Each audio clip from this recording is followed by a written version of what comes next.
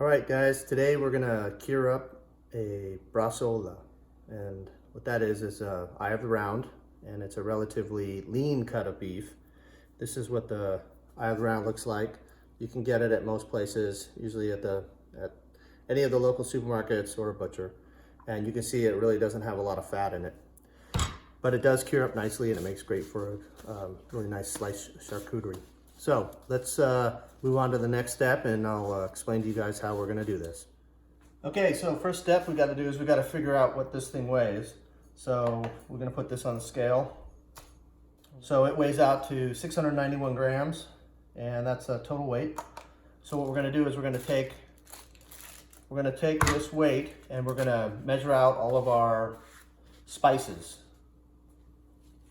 Okay, so I've got most of the spices here together in the curing salts. So what you're gonna do is you're gonna take the total weight, 691 grams, and you're gonna use 3% salt.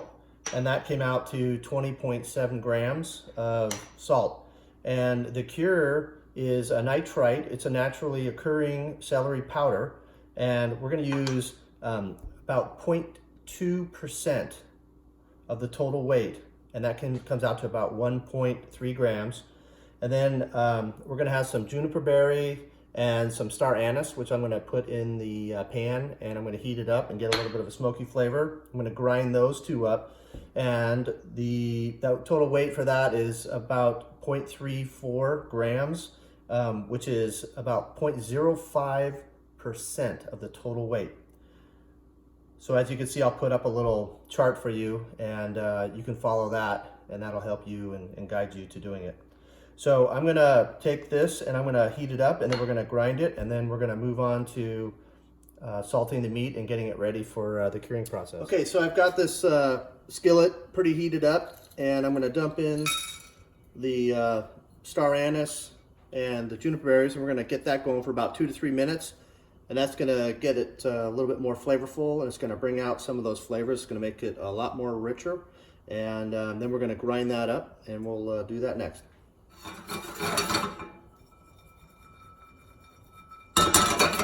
So we got all the star anise and the juniper berry heated up, and it's looking really good. So I just put it in this grinder here, and we're just gonna grind it up till it's nice and smooth, and then we're gonna add it to the rest of our spices. What we're gonna do is we're gonna add this stuff directly to the meat. Here's the salt, and so we'll just spread this all around. And here's this is the celery powder, which is the naturally occurring nitrite, and that's gonna really help with the color, and it's also going to help reduce and eliminate the amounts of bacteria. So here's all the clove and the garlic, and that will just dump on there, and we're just gonna spread this all around. And then what we're gonna do is we're gonna seal this up in a bag, and we're gonna put it in the fridge for about 7 to 12 days. And it's going to equalize, because that's why we weighed this all out specifically. And it will draw in these flavors, and it will push out the moisture, the water content, which is what we want. And after that, it'll be ready to hang. If you don't have a vacuum sealer, you can use a regular Ziploc bag. But I like this keeps it nice and clean, and seals it up really good. Okay, so we got it vacuum sealed up. It's all nice and tight. So like I said, this is gonna be about 7 to 12 days, and for this whole equilibrium process to take place. So I've got the total weight on here, and the name of the cut, and also when we're starting this whole process. Every day I'll be flipping this and rotating it back and forth. So let's go on out and put it into the fridge. Okay, so we're gonna put it in the fridge here, and we'll set it down, and then we'll come back to this every day or so and flip it. And then in about 7 to 12 days, we'll take it out, and we'll move on to the next step. Hey guys, so it's been 7 days. It's we started this Bresaola on the 10th. and it's the 17th, and it's pretty firm, so that tells me that the moisture has started to leave the meat, and you can see there's moisture in here, and that's a good sign. So, you know, you could leave it in here for in the fridge for another 4 or 5 days if you wanted. It will just continue to draw in a little bit more of those flavors. But I'm just going to do it 7 days because it feels pretty firm. And so what we'll do is we're just going to cut this out and clean it up. So we'll get right to that now. What we're going to do is we're going to wash it off. It smells good. The juniper berry is really very fragrant. And so you can see it's quite a bit of firmness. So we're going to wash this all off, and then we're going to dry it, and then we're going to apply our next set of herbs and spices to it, and then we're going to hang it up for its final drying. Okay, so we got it all washed off, and we're just going to dry it here and make sure all the moisture is off of it and get it ready for the herbs. And it's got some really good flavors. So when you do this yourself at home, you will you'll see the same thing. You'll be able to use whatever spices you want, and those flavors are going to be there for you. Okay, so we've got this thing dry. Used a paper towel and got it all pat dried. So what we're going to do is we're going to take some spices, and there's not really a rhyme or a reason to it. It's just whatever flavors that you like. Because this is going to be on the outside, a little bit's going to penetrate over the next 2 weeks or so, 3 weeks while this is curing. So I'll just go through the spices that I picked, and then you can use these exactly, or you can venture out on your own. So basically what I'm going to do is I'm going to reintroduce some more salt. So I'm going to do 2 teaspoons of salt, and I'm going to do 1 teaspoon of kind of a coarse ground pepper. And I thought it'd be nice to add a little bit more of that juniper rub, those two, the clove and the juniper. But I'm only gonna do, what is this, an 1/8, just a little teeny bit, because this stuff is strong and it's already inside the meat already from the original process. So I'm just gonna do kind of a little bit of a heaping teaspoon, or 1/8 of a teaspoon. That's just gonna be a little bit. And then what this is, so this is a teaspoon and a half of fine ground garlic powder. And this is a teaspoon of paprika.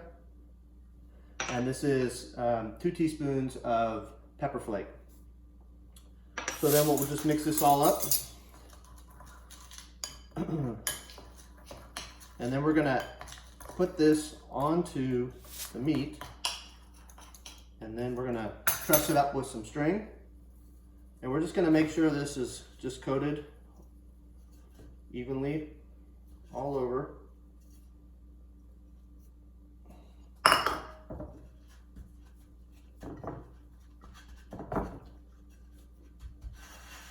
And when you eat this, this is gonna be this outside little edge of flavor that is gonna really catch your taste buds.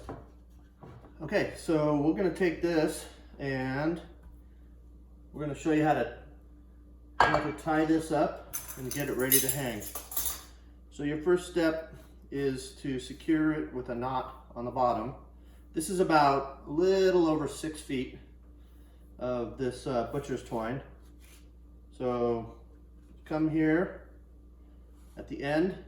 Now you can do a knot, or you can do a couple extra loops under, and that will cinch it down. So that's what I'm going to do. I'm going to do it like 2 or 3 times. Okay, so we got that. And then what you do is you take your line and you fold it over on itself so that the loose end is under, like this. And then you take that hole and you bring it through and you line it up with where you want to cinch it down on the meat. And you can pick up the slack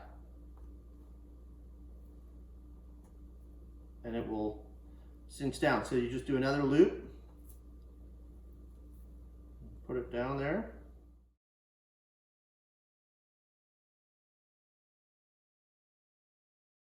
So you can see this is forming what I call the herringbone pattern.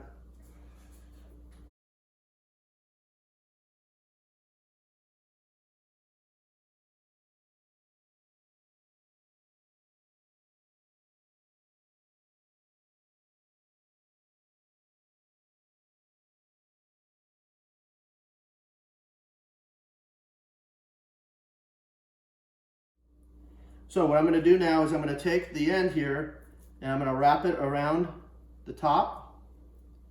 So I took it down around the top and I'm coming back around to the other side. And I'm going to do is I'm going to secure it with the little tail that I left. And I'm going to tie it down.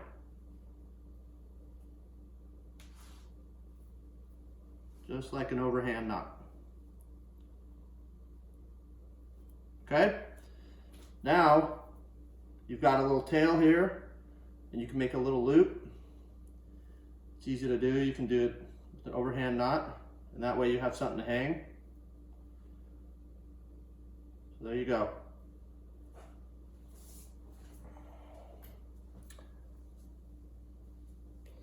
And so there it is. This is ready to go. Let's go hang this up in the in the refrigerator, and this should take about 14 days.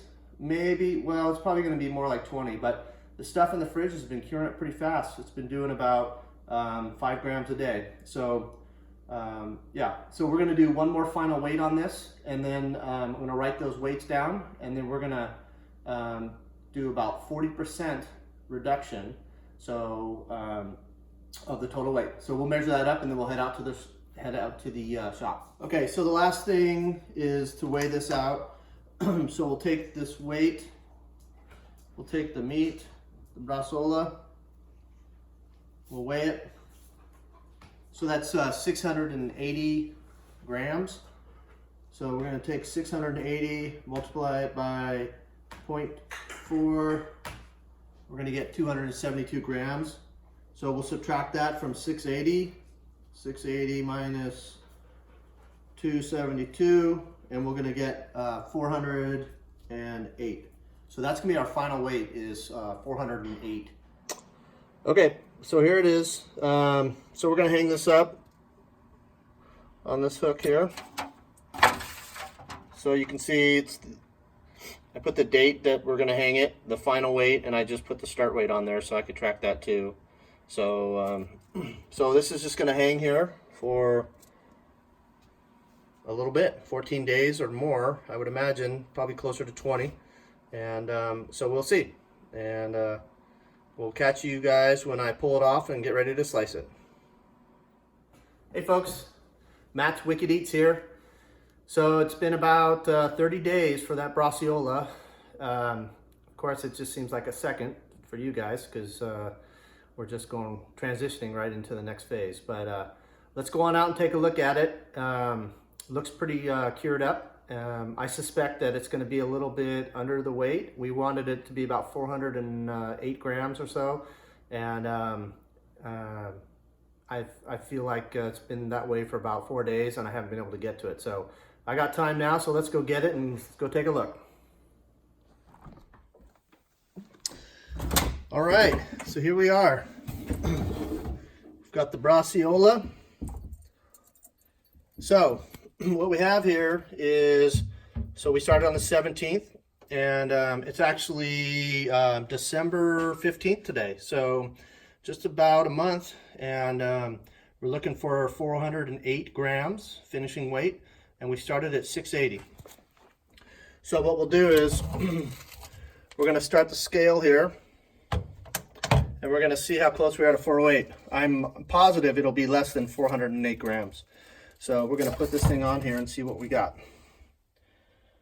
Yep, so 390 grams, so it's a little firmer, but inside it's going to be really nice. So we've got a pretty firm crust on there. You can see I can barely even make an impression on it. But so let's take it inside and slice it up and see how it tastes. Okay.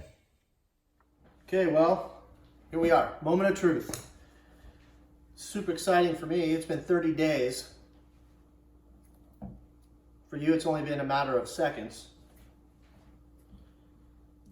But we'll get this string off here and we'll cut this up. Take a look. Still's got some really good smells to it. You can still smell some of that star anise in there. Really strong. Okay, so I'm going to cut it a little off center here.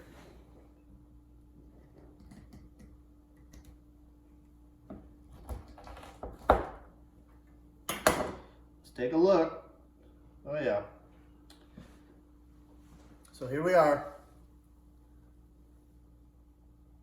So that's the braciola. That's a eye of the round.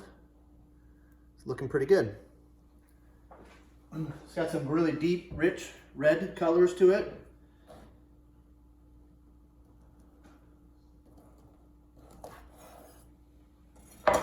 Sliced up pretty nice. Still got a lot of moisture in it. Okay.